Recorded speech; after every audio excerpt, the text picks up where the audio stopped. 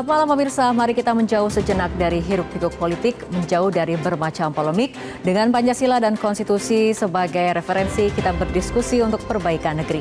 Membahas bermacam isu kebangsaan, bukan kepentingan pribadi, kelompok, atau golongan.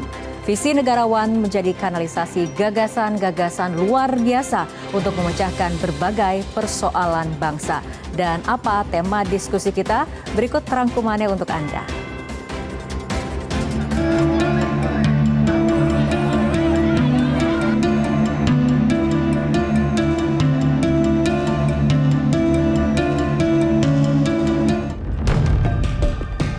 Jika memang pernah berkata jujur, aku menyembunyikannya di balik berbagai kebohongan hingga sulit ditemukan.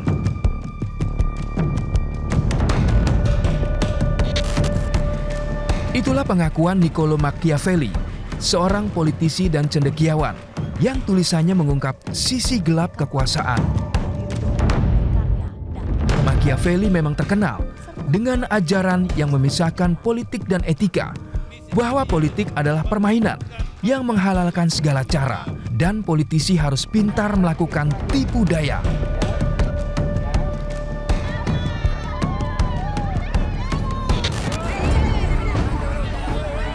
Saat politik mengkultuskan elektabilitas, berbagai cara dilakukan untuk mendongkrak popularitas.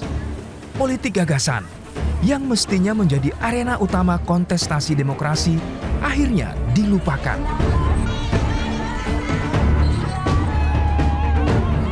Masyarakat berulang kali disajikan perilaku demokrasi banal yang tak lebih dari branding personal.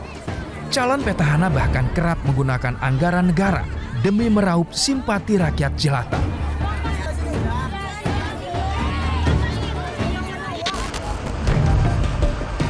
Pemimpin yang merakyat hanya dapat lahir dari demokrasi yang sehat, yaitu demokrasi esensial, bukan demokrasi prosedural.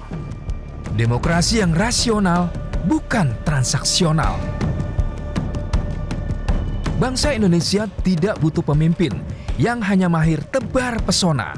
Yang dibutuhkan adalah pemimpin yang merakyat, yang benar-benar mendengarkan keinginan rakyat dan memahami persoalan rakyat, dan hanya memperjuangkan kepentingan rakyat.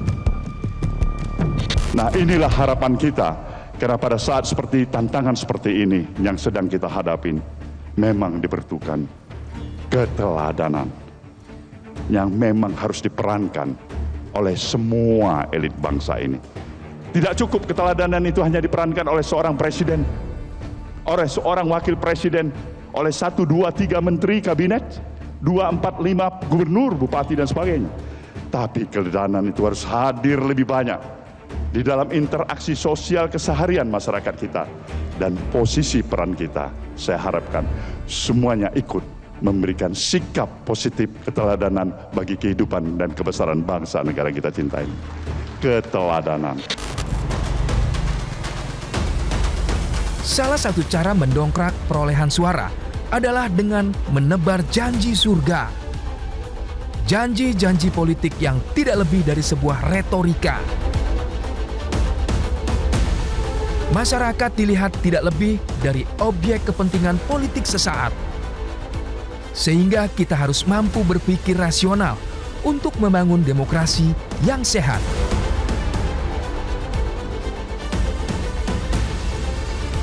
Sejumlah pemikir besar seperti Plato hingga Habermas menilai politik harus memiliki tujuan moral seperti keadilan, kesetaraan, dan kesejahteraan. Di sisi lain, ada pula pandangan bahwa politik adalah sebuah proses alamiah sehingga tidak relevan dengan moralitas. Politik hanya bertujuan untuk merebut, mengelola, dan mempertahankan kekuasaan semata. Para filsuf realis politik seperti Machiavelli dan Jacques Rancière menilai bahwa janji politik tidak bermakna apa-apa selain alat untuk berkuasa.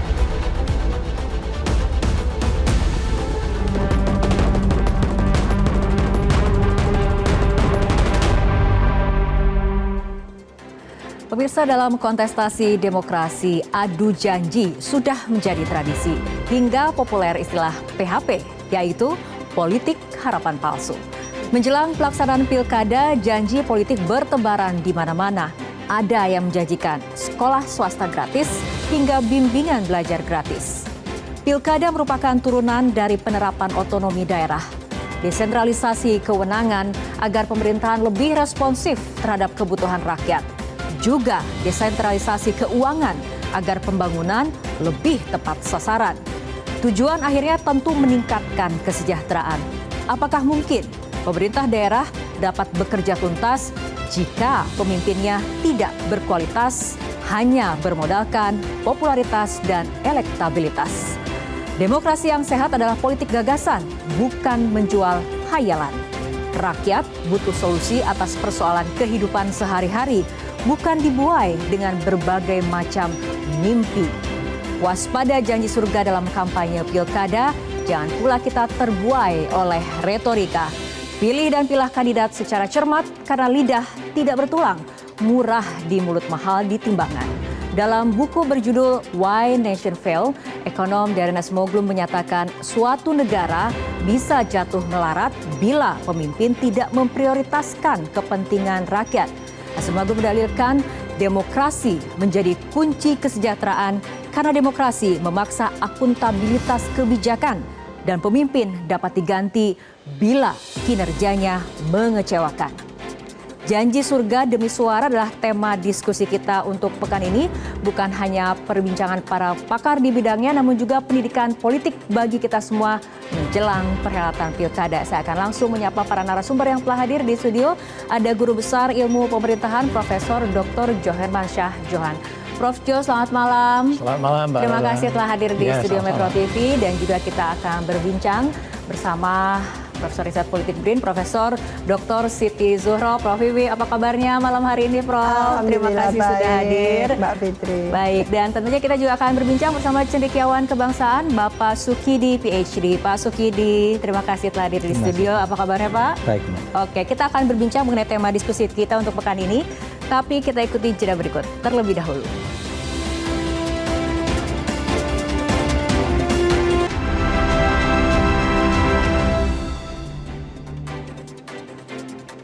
Pemirsa, berbagai janji politik kembali menyesaki ruang publik. Dalam ilmu pemasaran politik, visi misi adalah janji politik yang harus dibuat kreatif agar menarik. Namun visi misi kerap hanya menjadi gimmick walau sudah berwujud kontrak politik. Apakah syarat utama menjadi politisi harus mahir mengumbar janji? Nah, saya akan langsung tanyakan ke Pak Sukidi terlebih dahulu. Pak Sukidi, etika janji politik ini, komitmen moral atau sekedar alat untuk berkuasa? Sekedar alat untuk berkuasa. Dan pemimpin kita yakin banget langsung pilihannya sekedar alat untuk berkuasa. Iya. Sekedar alat untuk berkuasa karena pemimpin kita mengamalkan ajaran politik Machiavelli. Pertama adalah berpolitik tanpa etika, tanpa moral, dan tanpa panduan nilai luhur bangsa. Dan ini adalah ajaran Machiavelli yang menceraikan politik dari etika. Sehingga politik berjalan tanpa panduan etika dan moral luhur bangsa. Bagi mereka bahwa domain politik itu adalah domain yang penuh kelicikan dan pengkhianatan. Sehingga dengan memisahkan politik dari etika, mereka menghalalkan segala cara untuk meraih kekuasaan itu sendiri. Itu pertama. Yang kedua, ajaran politik Machiavelli yang dipraktekkan oleh pemimpin kita adalah keharusan berbohong dalam politik. Lying in politik, kebohongan dalam politik, itu menjadi satu kultur di kalangan pemimpin kita, dan kebohongan itu menjadi satu kewajaran. Karena kebohongan demi kebohongan menjadi tradisi di kalangan pemimpin kita. Sehingga bangsa ini tumbuh menjadi satu bangsa yang tidak sesuai dengan mandat republik itu sendiri. Republik yang menuntut pemimpinnya untuk setia pada nilai kejujuran, nilai kebenaran, dan nilai keadilan. Sementara dalam ajaran Machiavelli, semua ini menjadi tidak penting. Karena apa? Karena yang utama adalah bagaimana kekuasaan diraih dengan berbagai cara, termasuk kebohongan dalam politik. Karena itu untuk memberikan solusi kepada apa yang sebenarnya terjadi pada bangsa ini, saya teringat pada pesan Bung Hatta. Kata Bung Hatta, orang kurang pandai dapat diperbaiki dengan belajar. Orang kurang cakap dapat diperbaiki dengan pengalaman. Tapi orang kurang jujur itu sulit diperbaiki. Itu kata Bung Hatta. Dan masalah terbesar kita adalah masalah defisit kejujuran yang terjadi di kalangan pemimpin kita. Pemimpin kita justru tidak menghargai nilai kejujuran dalam penyelenggaraan negara, sehingga kebohongan demi kebohongan menjadi permainan kotor dalam meraih dan melanggengkan kekuasaan itu sendiri. Karena itu kalau kita setia pada impian republik yang diletakkan oleh Bung Karno dan Bung Hatta, maka kita harus memulai dengan pertama, spirit untuk menegakkan republik dengan kejujuran itu. Kebenaran dan keadilan itu pertama. Yang kedua adalah kejujuran itu harus menjadi keteladanan. Karena kejujuran tidak sekedar diucapkan, tapi harus menjadi habit, menjadi satu kebiasaan yang terwujudkan dalam perilaku pemimpin kita. Terutama kalau pemimpin jujur untuk hidup sederhana, maka itulah yang mestinya menjadi satu pegangan. Seperti halnya keteladanan Paus Fransiskus. Kesederhanaan yang beliau tunjukkan adalah kesederhanaan yang otentik. Tidak kesederhanaan yang ditunjukkan oleh para pemimpin kita yang sekedar menjadikan kesederhanaan sebagai topeng untuk menipu rakyat. Oke, baik Pak Sukidi, berangkat dari tadi pernyataan Pak Sukidi mengenai kebohongan politik menjadi sebuah kewajaran, kaitannya dengan janji para politisi di Pilkada, Prof. Jo, dalam catatan pelaksanaan Pilkada, apakah janji-janji politik para kandidat ini sesuai dengan kebutuhan, sesuai dengan kemampuan daerah, atau banyak yang kemudian asbun, asal bunyi? Iya. Ya itu yang terakhir itu yang banyak ya, yang asal bunyi. Jadi mereka dalam kampanyenya itu memikat rakyat kan. Nah tapi harusnya memikat rakyat sih boleh saja. Tapi harus didasarkan kepada hal-hal yang sesuai dengan keadaan. Jadi bagaimanakah kemampuan daerah itu? Apakah memang punya kemampuan untuk bikin sekolah gratis? Dalam hal ini kemampuan fiskal. Ya, daerah itu bisakah rumah sakit nggak perlu bayar? Ya. Kemudian pajak kendaraan bermotor misalnya dibebaskan untuk roda 2. Itu janji-janji kayak gitu. Bahkan juga ada janji yang saya dengar terakhir itu semua RW itu mau dikasih uang ratusan juta. Ini bagaimana? Apakah itu bisa dianggap cocok dengan keadaan kemampuan daerah ya? Dan sesuai dengan apa yang dibutuhkan sebetulnya. Barangkali itu memang lebih kepada untuk memikat rakyat, biar rakyat milih. Jadi kalau dijanjikan yang rakyat senang, yang tadi cerita tentang kabar surga itu ya kan, oh enak di sana ya kan. Nanti kalau saya yang terpilih, Anda akan gratis ini, gratis itu, pajak tidak perlu bayar ya.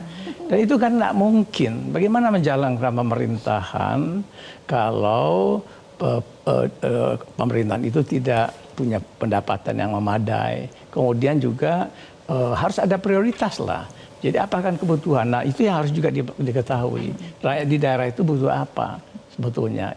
Kalau sekarang isu-isu yang paling besar harga-harga naik kan. Rakyat butuh harga yang lebih murah, terjangkau. Kemudian juga lapangan kerja. Ya, lapangan kerja kan sulit sekali, banyak pemutusan hubungan kerja. Nah itu rakyat butuh itu. Dan hal-hal yang memang rakyat butuhkan. Tapi kan janji-janjinya aneh-aneh. Nah itulah yang banyak itu janji itu nggak direalisasikan. Jadi kira-kira kalau kita evaluasi 5 tahunan, barangkali itu yang terpenuhi 30% aja udah bagus itu. Ya sayang sekali memang. Dan rakyat harus memilih pemimpin dengan cerdas lah ke depan. Jangan memilih dengan dasar janji surga, janji gombal gitu. Nah ini kuncinya, rakyat harus cerdas. Nah Prof. Wiwi, mengenai pendidikan politik bagi rakyat dan juga para pemilih, kaitannya menyoal peran dari parpol sendiri seperti apa? Iya, pendidikan yang dilakukan partai politik selama ini mungkin bisa dikatakan tidak maksimal. Belum sangat substantif dan memang literasi politik yang diterima masyarakat itu sangat minimal kalau menurut saya. Sementara seolah-olah ini adalah bukan tugasnya partai politik. Tugasnya aktivis, LSM, kampus gitu ya. Literasi yang kita lakukan ini kan sebetulnya sangat belum menjangkau gitu ya. Sampai ke aras lokal seperti itu. Nah ini bagaimana kita katanya Prof. Jo tadi itu memberikan satu literasi politik, pendidikan politik, mengedukasi, mencerahkan masyarakat gitu ya. Yang tadinya juga kita harapkan ketika ada kampanye itu syarat dengan literasi politik di situ. Atau teladan-teladan dari para elit. Tapi meleset, tidak terjadi. Faktanya tidak seperti itu ya? Tidak terjadi gitu ya. Nah ini yang lalu apa ini yang harus kita lakukan dengan pendidikan politik seperti apa supaya nanti masyarakat pemilih gitu ya di pilkada ini kita mau pilkada ini. Betul. Di 545 daerah. Bagaimana memberikan literasi yang agak cepat kepada masyarakat supaya pemilih-pemilih cerdas tadi itu meningkat. Maka ini harus menjadi tugas ya partai politik, ya para KPU gitu ya, untuk mensosialisasikan pentingnya pilkada. Bagaimana menjadi pemilih yang tentu gitu, rasional tadi itu. Yang bisa memutus mata rantai vote buying gitu. Tapi rasanya terlalu muluk-muluk kita mengharapkan memutus mata rantai vote buying gitu ya. Gimana caranya? Oh itu yang diharap masyarakat. Dan itu sangat seksi. Vote buying tadi itu. Nah ini yang menjadi pekerjaan rumah kita, pemilu yang ke-6 kali untuk level nasional, pilkada yang sudah 1.500-an kali gitu ya. Tapi apakah lalu menjadikan masyarakat di daerah melalui pilkada ini, lalu mereka ini jadi melek secara politik, lalu membangun peradaban, ya ini penting sekali tadi itu. Berpolitik dengan etika, dengan moral, mengacu pada Pancasila, semua sila kita yakini, pahami, lalu kita laksanakan, dan itu tidak terjadi. Oke, masih mengenai pilkada dan pemilih, kita akan lihat bersama polling berikut ini. Apakah kebijakan pemerintah daerah sudah sesuai dengan kebutuhan saya? 72% mengatakan tidak. Nah ini dipilih oleh rakyat namun tidak bekerja untuk rakyat. Itulah yang terjadi bila demokrasi sekedar menjadi alat legitimasi. Prof. Jo silakan, sebetulnya esensi pilkada seperti apa sehingga ada perasaan nih netizen ataupun pemilih ternyata kebijakannya tidak sesuai kebutuhan. Jadi kepala daerah itu, pemimpin pemerintahan di daerah itu dipilih rakyat dengan cara demokrasi elektoral kan langsung sekarang itu. Rakyat berdaulat nih, udah bagus itu.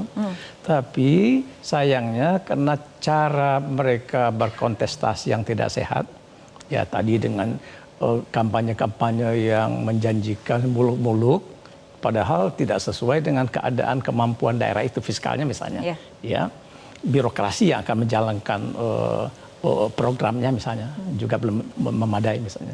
Nah lalu akibatnya yang dideliver, yang dilakukan oleh kepala daerah itu tidak sesuai dengan apa yang menjadikan rakyat. Rakyat misalnya mau jalannya diperbaiki, nggak diperbaiki jalannya. Rakyat maunya jembatannya putus, itu ya mbok dikerjain cepat gitu ya kan. Atau rumah sekolahnya roboh. Nah itu harusnya itu yang dipenuhi.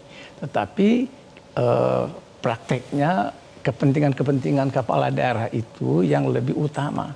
Jadi kalau dia suka main di bidang yang apa ya, ekonomi kayak ya untuk kepentingan-kepentingan interest kepala daerahnya, bukan lebih kepada interestnya publik. Makanya tadi polling tadi itu menggambarkan kami nggak butuh itu, lain yang kami minta, lain yang Bapak berikan, katakanlah semacam itu. Nah jadi ini memang persoalan prinsipnya itu adalah karena kepala daerah yang kita pilih itu oleh rakyat itu kurang mengenal daerah itu, ya. Karena banyak juga tiba-tiba nggak tahu dari mana asal usulnya jadi calon di situ, padahal nggak ada aspirasi. Nah, muncul tidak ada permintaan rakyat kepada calon itu. Itu calon dropping lah. Ini mirip-mirip gaya Orde Baru dulu, kayak gitu di drop dari atas, kan? Nah, ini nggak benar. Oke, nah Pak Sukidi, apa sih yang membuat akuntabilitas politik kita ini rendah? Pertama, terutama pemimpin tidak memiliki strong moral karakter, karakter moral yang kuat, sehingga di sana sini kita selalu menjumpai masalah yang sama sejak zaman penjajahan sampai sekarang, yaitu adalah korupsi. Semakin banyak korupsi, semakin banyak kemiskinan. Karena apa? Karena uang itu habis dikorupsi tidak untuk mengentaskan rakyat dari kemiskinan. Yang kedua, yang tak kalah pentingnya adalah terkait dengan perilaku elit kita yang tidak sepenuhnya memahami tentang bagaimana demokrasi itu bekerja. Mestinya kalau kita setia pada impian demokrasi yang diletakkan oleh Bung Karno dan Bung Hatta, demokrasi itu harus menghasilkan satu kesetaraan politik, yang kedua kesejahteraan rakyat. Pada demokrasi politik, kesetaraan politik tidak terwujud karena dibunuh dengan tradisi nepotisme. Jadi nepotisme ini sebenarnya membunuh harapan dan imajinasi anak Indonesia untuk maju dan memperoleh ruang bermain yang setara. Karena nepotisme ini dirayakan secara terbuka, sehingga kita tidak akan pernah menjadi bangsa maju. Tidak ada bangsa maju dimanapun yang dibangun di atas fondasi nepotisme. Karena itu kalau kita setia pada impian republik yang diletakkan oleh Bung Karno, maka demokrasi politik harus disertai dengan prinsip dasar kesetaraan itu sendiri. Nah, demokrasi ekonomi itu tidak menghasilkan kesejahteraan bersama. Karena apa? Karena demokrasi ekonomi mestinya menghasilkan kesejahteraan bersama seperti impian Bung Hatta. Yang terjadi adalah justru demokrasi ekonomi menghasilkan ketimpangan yang semakin besar. Terutama ketimpangan pada penguasaan aset finansial dan ketimpangan pada penguasaan aset tanah. Sehingga ketimpangan yang semakin besar ini sebenarnya membahayakan keberlangsungan republik ini. Karena apa? Karena rakyat miskin tidak akan pernah bisa berkompetisi secara adil dan setara dengan mereka yang memperoleh privilege ekonomi, privilege kesehatan, privilege pendidikan yang jauh lebih bagus. Karena itu kita menuntut para pemimpin untuk melakukan keberpihakan terutama kepada kelompok kelas menengah dan kelas bawah, agar mereka memperoleh pertama pekerjaan yang berkualitas, yang kedua penghidupan yang layak, yang ketiga pendidikan yang betul-betul excellent, dan yang terakhir adalah akses kesehatan yang prima. Jika sejumlah hal ini dipenuhi oleh pemimpin kita, insya Allah kita akan mampu bisa mengejar ketertinggalan dari negara-negara maju dan Asia Tenggara. Oke, baik. Saya akan beralih ke Prof. Wiwi kembali pada hasil polling tadi di mana ada 72% mengatakan kebijakan pemerintah daerah tidak sesuai dengan kebutuhan saya. Selain melalui parlemen, Prof. Wiwi, apakah ada mekanisme partisipasi politik rakyat dalam pembuatan kebijakan pasca pencoblosan? Partisipasi masyarakat, iya. Jadi memang dalam demokrasi itu tidak hanya partai politik lalu yang bisa menjelma di Dewan Perwakilan Rakyat ya, legislatif seperti itu. Tapi dalam masyarakat yang demokratis itu juga menghasilkan kelas menengah atau civil society yang kokoh. Biasanya seperti itu ya.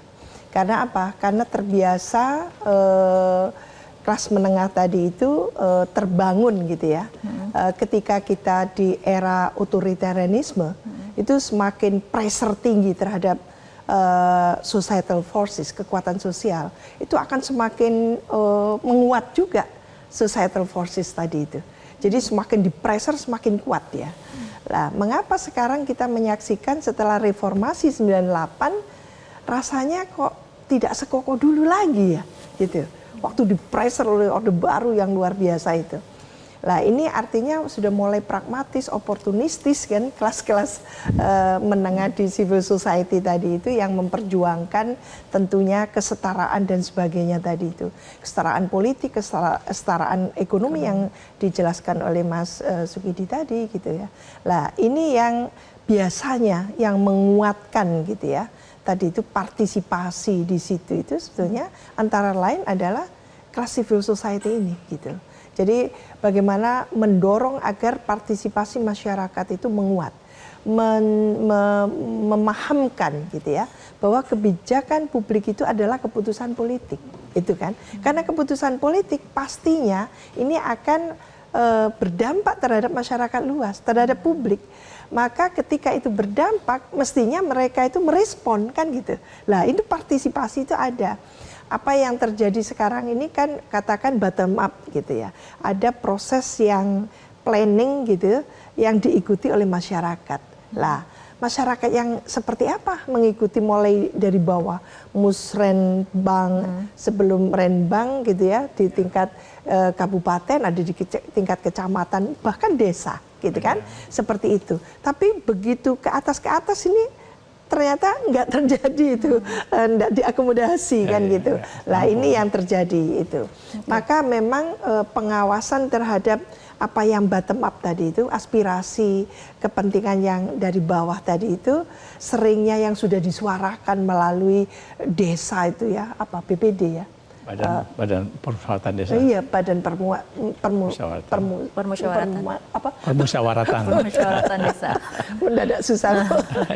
Ya, sesusah itu sebetulnya partisipasi di masyarakat itu. Karena nggak terjadi. Maka itu pula yang tidak terekspresikan. Akhirnya apa yang terjadi? Ada senjang gitu ya antara aspirasi yang bottom up tadi itu dengan ketika keputusan setelah katakan calon tadi menjadi penguasa, belum tentu pemimpin. Jadi kalau pemimpin pasti penguasa, tapi penguasa belum tentu pemimpin. Karena pemimpin itu kalau di level lokal itu bisa yang local statesmanship, jadi negarawan lokal gitu. Wah itu susah banget itu mencarinya kan gitu. Mungkin ini yang perlu kita perjuangkan ya ke depan. Oke, baik, kita akan lanjutkan kembali perbincangan, tapi kita akan ikuti jeda berikut terlebih dahulu.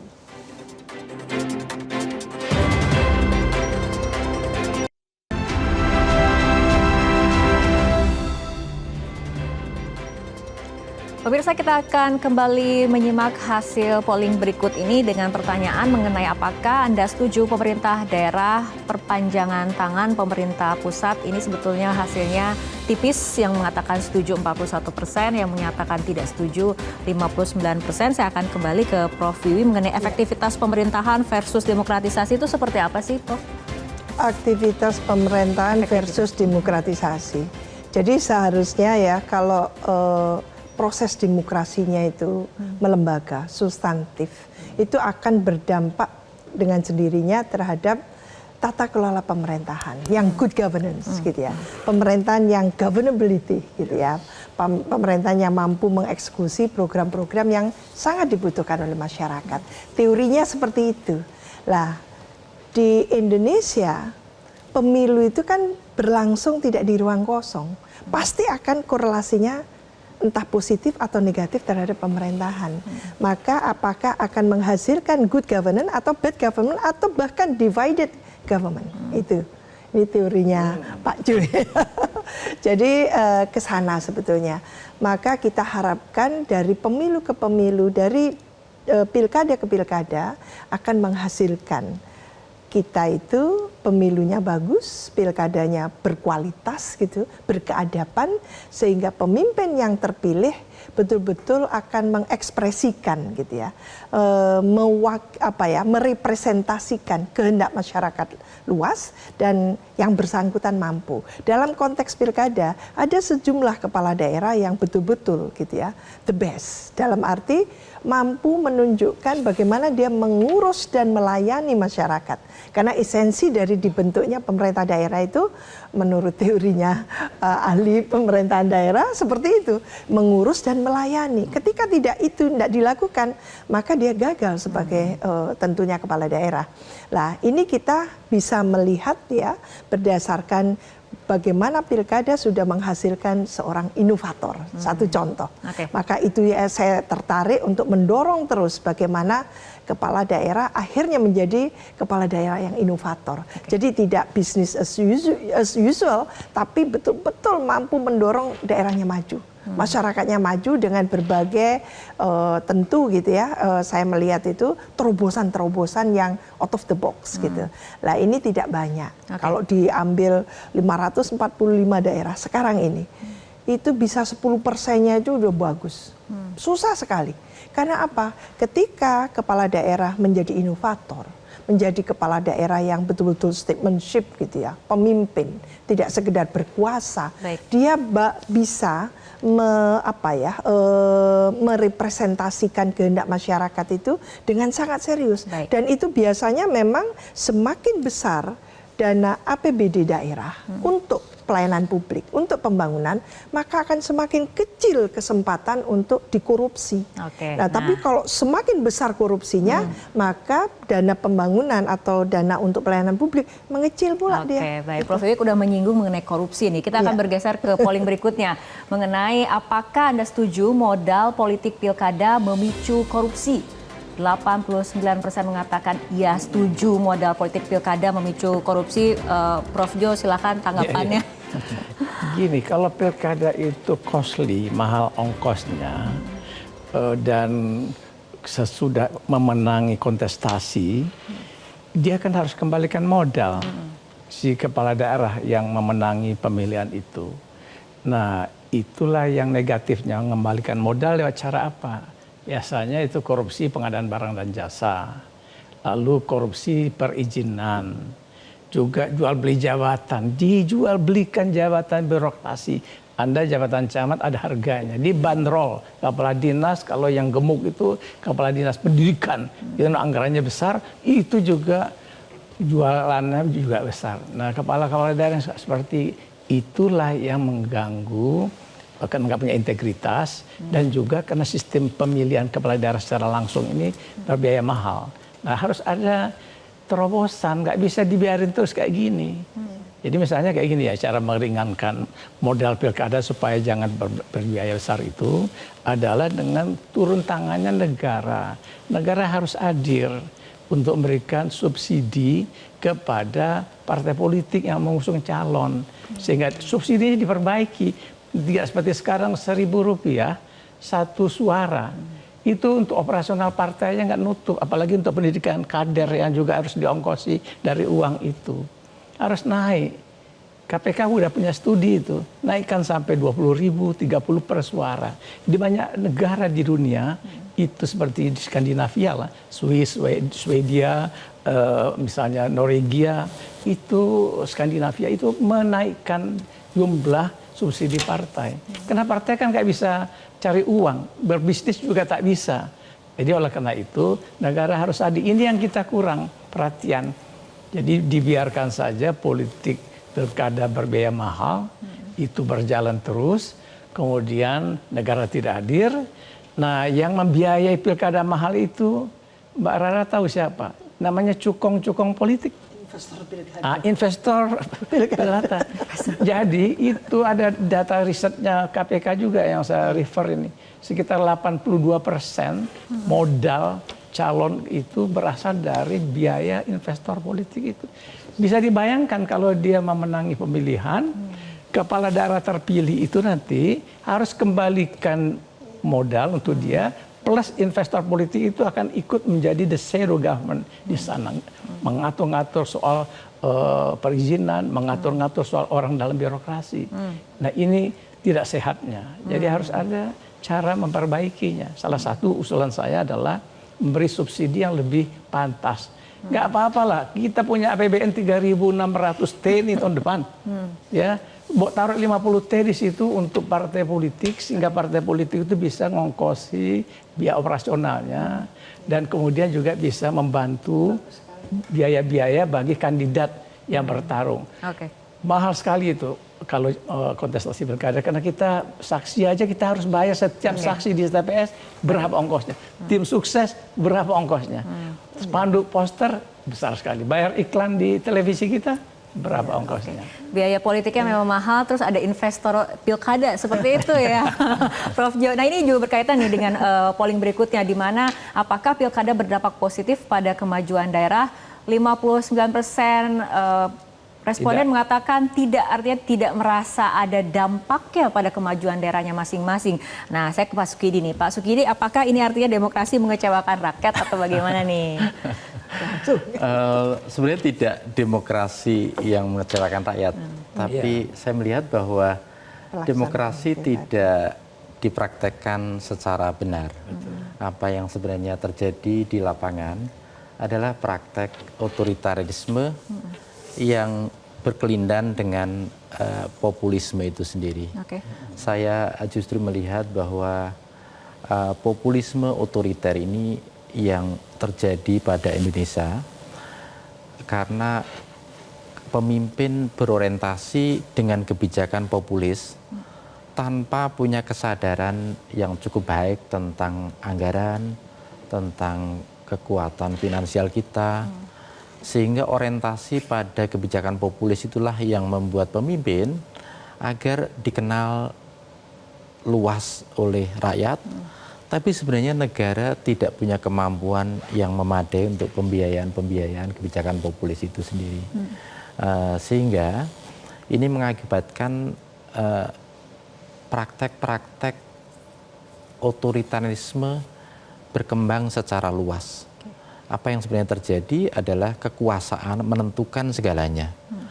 Pemilihan kepala daerah yang didukung oleh kekuasaan dan kekuatan uang menjadi punya peluang yang jauh lebih besar untuk menang ketimbang kepala daerah yang ditekan oleh kekuasaan dan tidak memiliki kekuatan uang.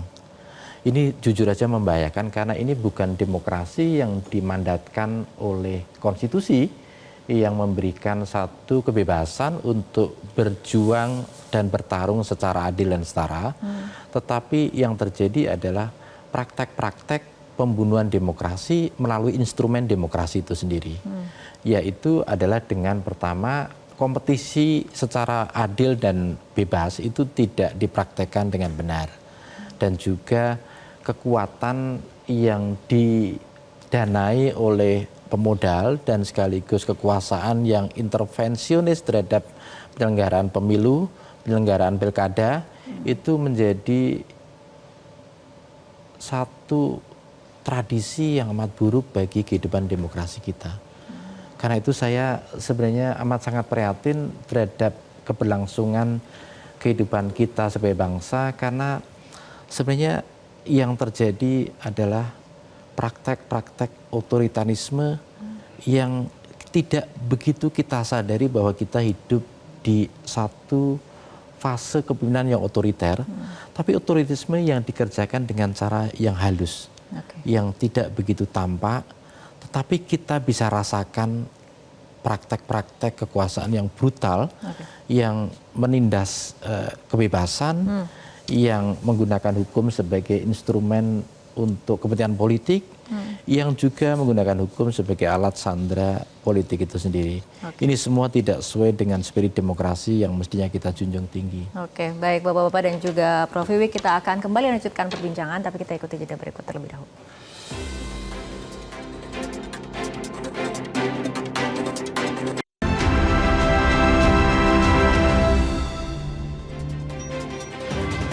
Pemirsa, menebar janji dapat menjadi strategi untuk membuat masyarakat lupa pembahasan substansi. Padahal dalam kontestasi demokrasi sejati, pemilih perlu meneliti kandidat mana yang mampu menawarkan solusi.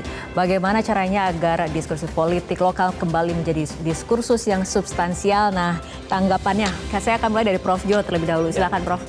Ya, saya kira ini harus ada perbaikan pada model kampanye kita. Kalau kampanye kayak sekarang itu kan one way traffic. Dia ngomong pidato, kemudian rakyat suruh ikut dengar dan dangdutan di situ toh. Nah, itu nggak ada pencerdasan dan nggak ada pendalaman terhadap janji-janji itu, gagasan-gagasan yang dikemukakan. Nah, itu kita harus perbaiki, harus diperbanyak model diskusinya, ya, model dialog-dialog, ya, dialogis, sehingga dan tidak perlu banyak-banyak.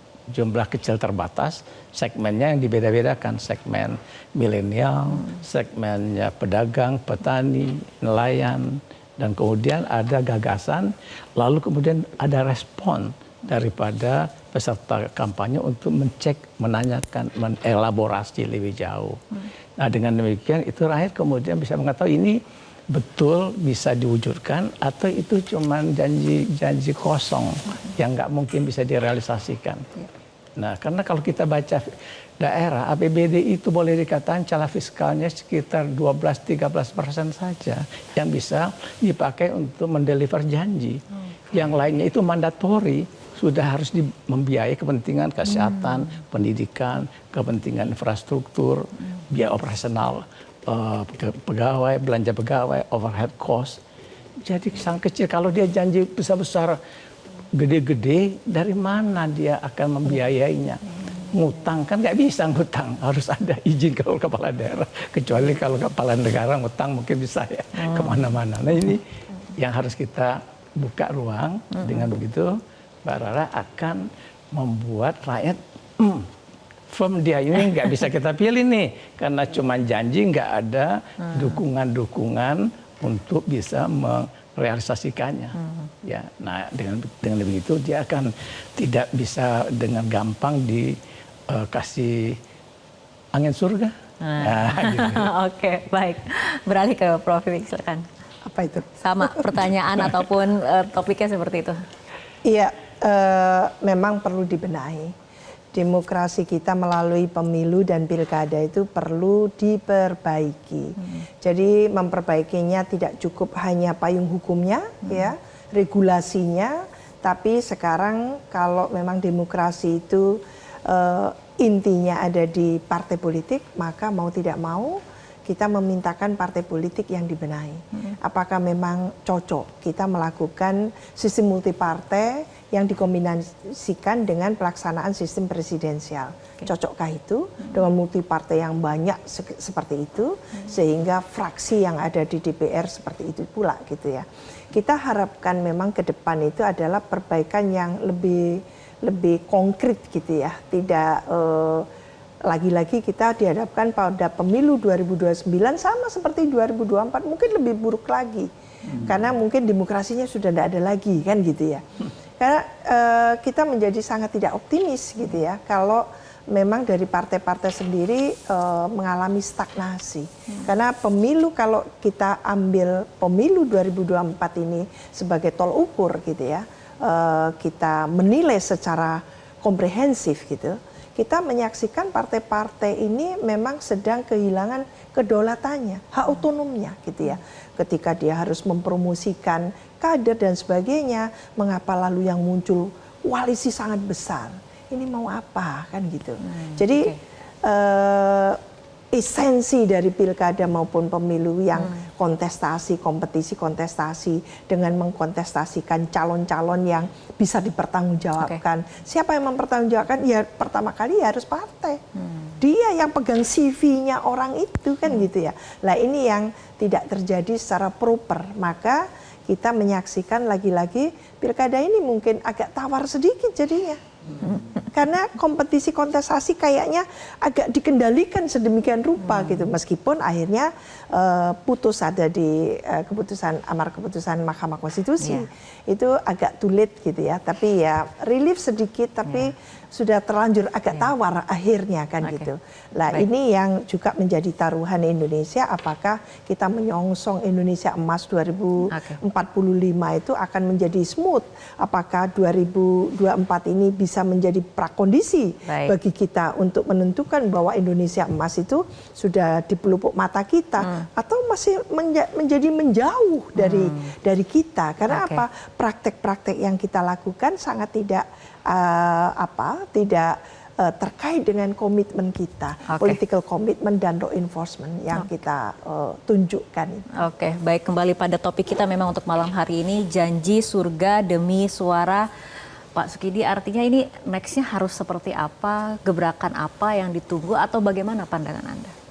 Setelah mengalami kerusakan dan bahkan kematian demokrasi, saya mengajak setiap warga negara untuk memikul tanggung jawab bersama untuk menghidupkan kembali demokrasi yang telah dirusak sedemikian brutal oleh kekuasaan itu sendiri. Cara pertama adalah demokrasi ini adalah tanggung jawab bersama. Karena itu jangan pernah berpikir bahwa demokrasi diterima secara taken for granted. Demokrasi sekali diterima secara taken for granted, maka dia akan mati. Karena itu ini satu panggilan kepada setiap warga negara untuk bertanggung jawab, merawat dan sekaligus memajukan demokrasi. Karena itu amanah dari Bung Karno, Bung Hatta, dan juga kesepakatan kita untuk hidup sesuai dengan kaidah demokrasi. Itu pertama. Yang kedua adalah tentu saja satu harapan dan juga ajakan kepada partai politik untuk menjadi penjaga gawang demokrasi dengan tidak menggunakan politik uang sebagai instrumen untuk membeli suara rakyat, dengan tidak menggunakan kekuasaan sebagai instrumen untuk menipu daya rakyat, dan juga tidak menggunakan instrumen hukum sebagai senjata untuk melakukan politik intimidasi dan politik ketakutan. Dan terakhir tentu saja adalah ajakan untuk kita bersama-sama memajukan republik dengan satu amal, dengan satu usaha, dengan satu perjuangan seperti yang diamanahkan oleh Bung Hatta itu sendiri. Baik, kita harapkan diskusi kita untuk malam hari ini bisa memperdalam wawasan dan ada gagasan yang bisa dijadikan masukan. Pak Sukidi, Prof. Wiwi dan juga Prof. Jo, terima kasih telah berbincang bersama kami dalam Visi Negarawan. Pemirsa, sebuah kajian hukum Universitas Brawijaya mengenai kontrak politik menyatakan kontrak politik tidak memiliki kekuatan mengikat dari perspektif hukum perdata. Satu-satunya ikatan kontrak politik adalah moralitas dan integritas pembuatnya. Masalahnya, makin sulit menemukan politisi bermental negarawan. Seperti pesan Bung Hatta, sifat kurang jujur sulit dicarikan obatnya. Kepala pemerintahan bertugas memastikan pelayanan publik berjalan baik dan peraturan yang dibuat memenuhi rasa keadilan, juga merencanakan dan melaksanakan pembangunan fisik dan non-fisik, serta memberdayakan masyarakat tanpa harus mengumbar janji yang bombastis dan dramatis. Cakada dapat menjadi dukungan bermodalkan rekam jejak serta gagasan yang mumpuni. Saya Fitri Begantara, terima kasih atas kebersamaan Anda. Selamat malam, sampai jumpa.